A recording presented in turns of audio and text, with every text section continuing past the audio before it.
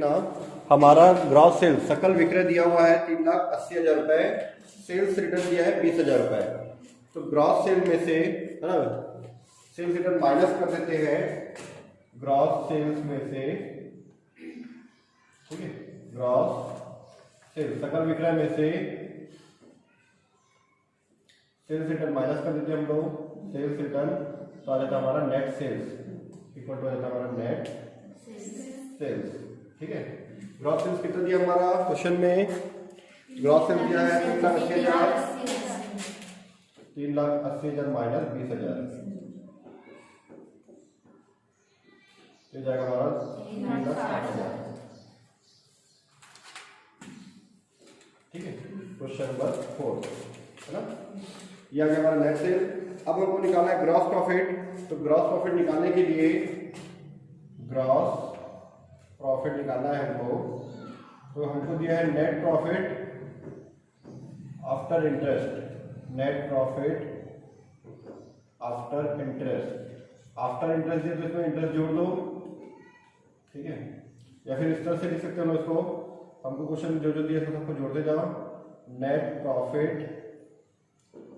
After interest दिया हुआ है, नेट प्रॉफिट आफ्टर इंटरेस्ट हमको दिया हुआ है 20,000 रुपए, ठीक है। 20,000 रुपये दिया हुआ है। इसमें इंटरेस्ट जो डिवेंचर इंटरेस्ट दिया है 10,000 रुपए, ठीक है, plus interest paid on debenture, interest paid on debenture दिया हुआ है क्वेश्चन में 10,000 रुपए। तो जोड़ दो 10,000 रुपए को, यह आ गया हमारा 30,000 रुपए, ठीक है। यह आ गया हमारा नेट प्रॉफिट आफ्टर इंटरेस्ट था। अब आ गया हमारा net profit before interest, net profit before interest,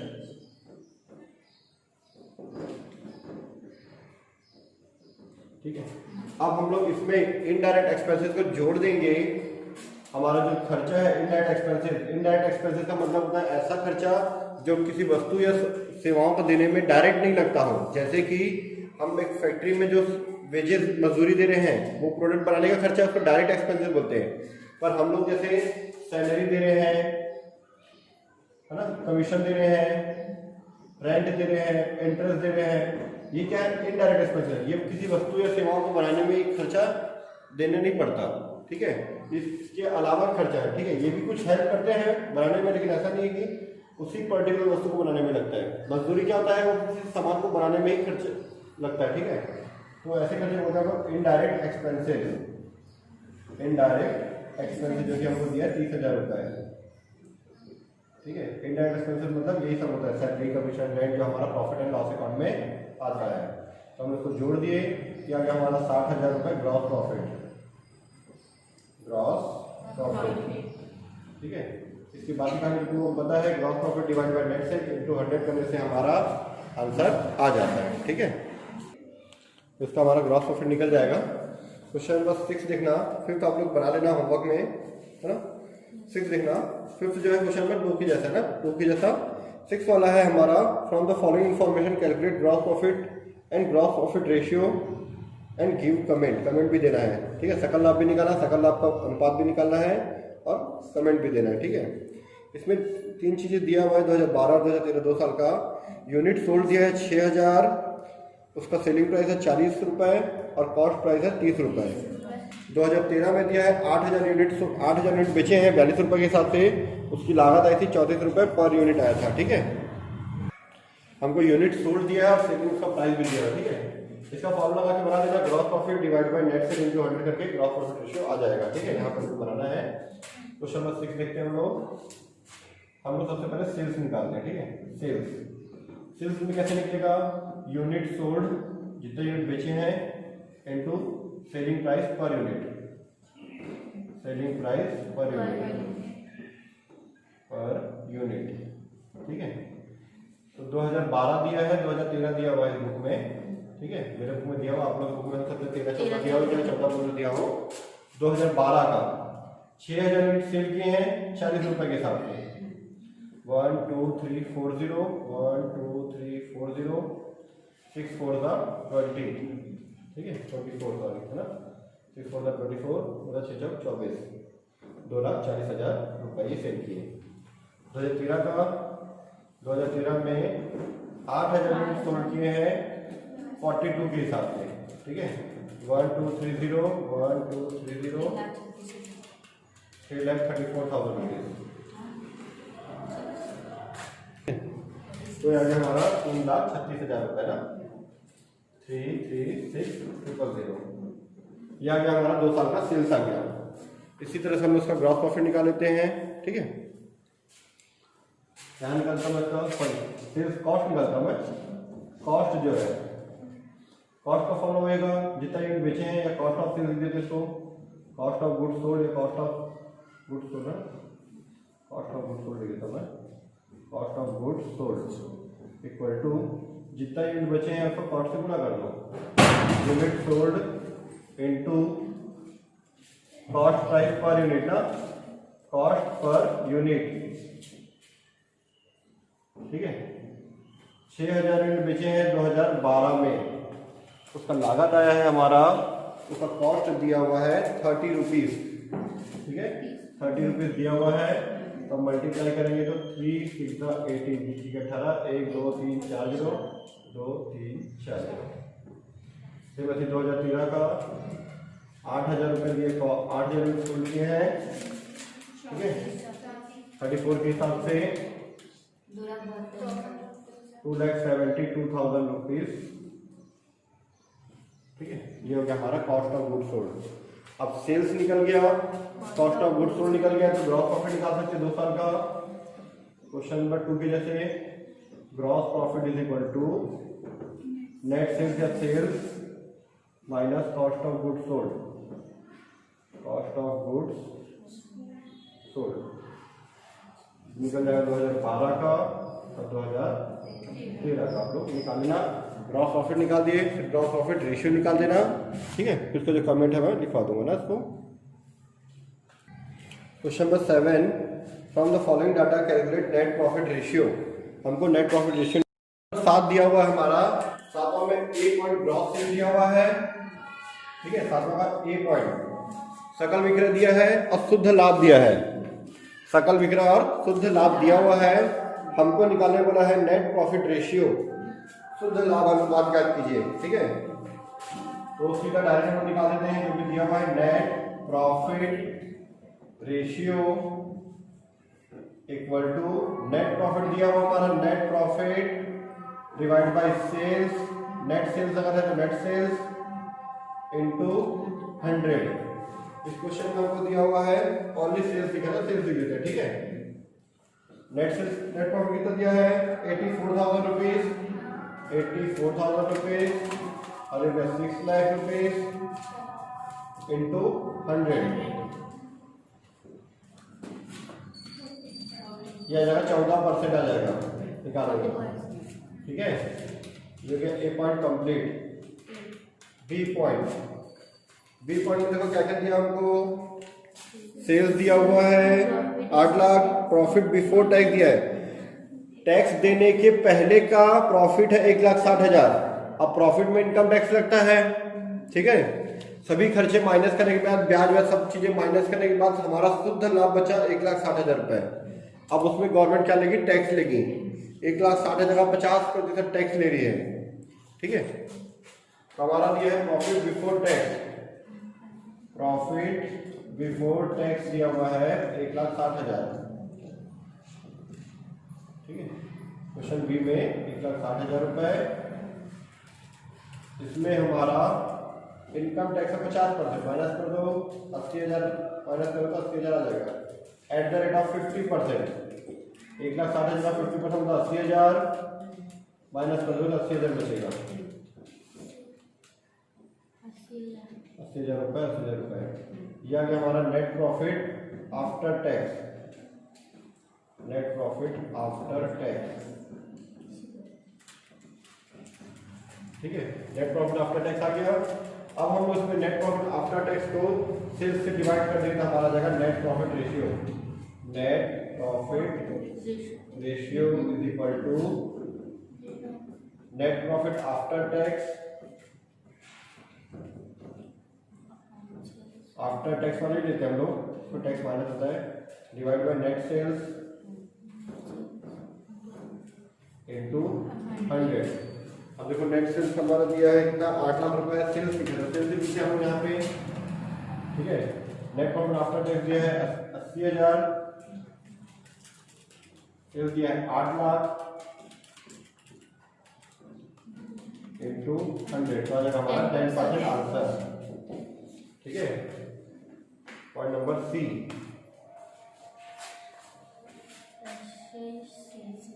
ठीक है, कैश सेल दिया 2,50,000, क्रेडिट सेल बोला है 75% off total sales, gross profit ratio 20% निकाल के दिया है, और इनडायरेक्ट एक्सपेंसेस 40,000 दिया हुआ है, ठीक है। 40,000 रुपये हमारा दिया हुआ है, ठीक है। तो फिर से बताता हूं मैं यहाँ पे हिंदी में, बी का विक्रय दिया है 8 लाख, कर से पूर्व लाभ प्रॉफिट बिफोर टैक्स दिया है, सॉरी ये नहीं सी है ना, नगद विक्रय दिया है 2,50,000, और क्या बोला है, उधार विक्रय जो है कुल विक्रय का 75% है। तो निकालेंगे हम लोग कैसे उधार विक्रय निकलेगा, कैसे नगद विक्रय निकलेगा, फिर कुल विक्रय निकालेंगे। फिर लाभ अनुपात दिया है, ग्रॉस प्रॉफिट रेशियो दिया है, सकल लाभ अनुपात दिया है 20%, अप्रत्यक्ष व्यय दिया है 40,000 रुपये। अगर सकल लाभ में मैं 40,000 रुपये माइनस कर दूं, सकल लाभ जो मेरा निकलेगा, तो निकला नहीं है, निकालेंगे। सकल लाभ में अगर मैं 40,000 माइनस कर दूं तो मेरा क्या निकल जाएगा, शुद्ध लाभ निकल जाएगा, ठीक है।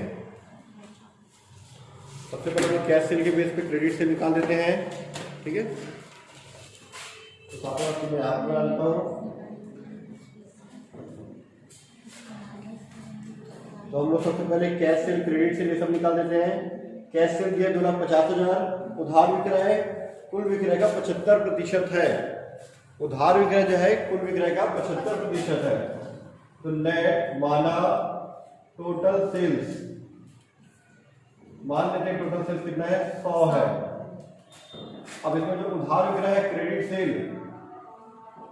सेल जो है कुल विक्रय का 75%, 75% मतलब 75 आएगा, 75% निकालने की जरूरत नहीं, अगर 100 लेके बनाना है तो, ठीक है। तो बचा कितना, 25, यह आ जाएगा हमारा कैश सेल। अगर हमारा कुल विक्रय 100 है तो 100 का 75 माइनस कर दिए, है ना। क्या बोला था, उधार विक्रय जो है कुल विक्रय का 75% है। अगर 100 है तो उसका 75 माइनस करके 25 हमारा कैश सेल आ गया, ठीक है। अब हमारा देखो बुक में कैश सेल दिया हुआ था 2,50,000, ठीक है। तो कैश सेल 2,50,000 वहां भी दिया है जहाँ 25 दिया है, इसके बेस पर लोग तुलना करके निकालते हैं, ठीक है। तो हमारा 2,50,000 कैश सेल दिया हुआ है क्वेश्चन में, क्वेश्चन में हमको दिया है कैश सेल 2,50,000 दिया हुआ है, 2,50,000 में दिया हुआ है। हम लोग इससे उसका तुलना करके क्रेडिट सेल भी निकाल सकते हैं, टोटल सेल भी निकाल सकते हैं। तो हमारा क्रेडिट सेल का कोई काम नहीं है यहाँ पे, तो सीधा टोटल सेल निकालते हैं, ठीक है। क्योंकि कैश सेल्स 25, जब 25 है तो टोटल सेल कितना है 10, कॉमा टोटल सेल कितना हमारा 100 है। जब ये 25 है तो ये 100 है, इसलिए ना कैश सेल अगर हमारा 2,50,000 है, 2,50,000 है, 2,50,000 है, तो टोटल सेल्स कितना होगा हमारा, टोटल सेल्स इक्वल टू, इसको इससे मल्टीप्लाई कर दो, इससे डिवाइड कर दो, 2,50,000 इंटू 100 डिवाइड बाई 25, हमारा जाए 10 लाख रुपए, रुपीज 10 लाख। तो ये हमारा 10 लाख रुपए आ गया हमारा टोटल सेल्स, ठीक है। टोटल सेल्स आ गया 10 लाख रुपए।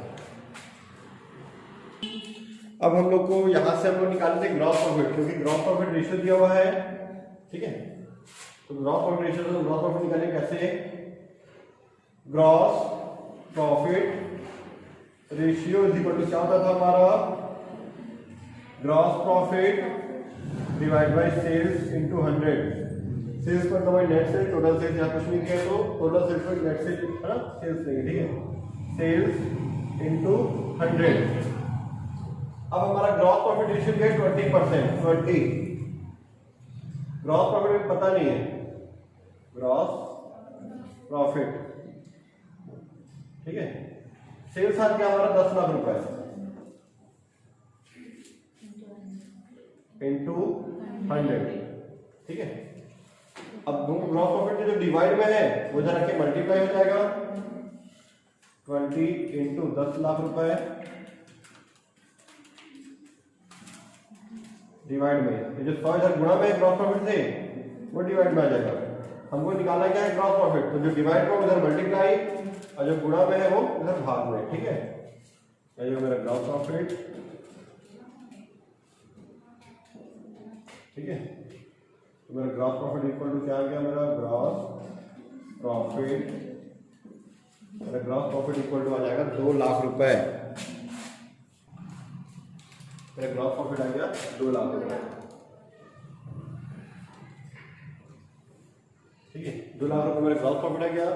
इस ग्रॉस प्रॉफिट में मैं इनडायरेक्ट एक्सपेंसेस माइनस करूं, इनडायरेक्ट एक्सपेंसेस, इंटरेस्ट दिया तो इंटरेस्ट, टैक्स दिया तो टैक्स, ये सब माइनस करने के बाद हमारा आता है नेट प्रॉफिट, ठीक है। देखो इसमें क्या क्या चीजें दिया हुआ है। जो हमारा प्रॉफिट एंड लॉस अकाउंट में आता था, हमारा चीज दिया हुआ है यहाँ पे सिर्फ इनडायरेक्ट एक्सपेंसेस 40,000 दिया हुआ है। तो ग्रॉस प्रॉफिट में इनडायरेक्ट टैक्स आप माइनस कर दो, इनडायरेक्ट एक्सपेंसेस। अगर हम इस ग्रॉस प्रॉफिट में इनडायरेक्ट एक्सपेंसेस माइनस कर दूं, इनडायरेक्ट एक्सपेंसेस माइनस कर दूं तो मेरा निकल जाएगा नेट प्रॉफिट, ठीक है। नेट प्रॉफिट निकल जाएगा। अब अगर आपको नेट प्रॉफिट पता है और टोटल सेल्स पता है, ठीक है, तो हमारा नेट प्रॉफिट निकल जाएगा। नेट प्रॉफिट निकालने पहले नेट प्रॉफिट कितना हमारा 2 लाख मेरा ग्रॉस प्रॉफिट माइनस 40,000 रुपये मेरा इंडायरेक्ट एक्सपेंसेस माइनस करूंगा 1,60,000 रुपये मेरा आ जाएगा नेट प्रॉफिट, 1,60,000 रुपये। आगे उसमें डिटेल चलेगा। अब net profit divide by net sale, gross sale, total sale into 100 करोगे तो आपका 16% आ जाएगा आंसर, ठीक है। क्योंकि नेट प्रॉफिट हमारा 1,60,000 है और टोटल सेल 10 लाख है, तो हमारा आंसर आ जाएगा, ठीक है। तो आप लोग बना लेना।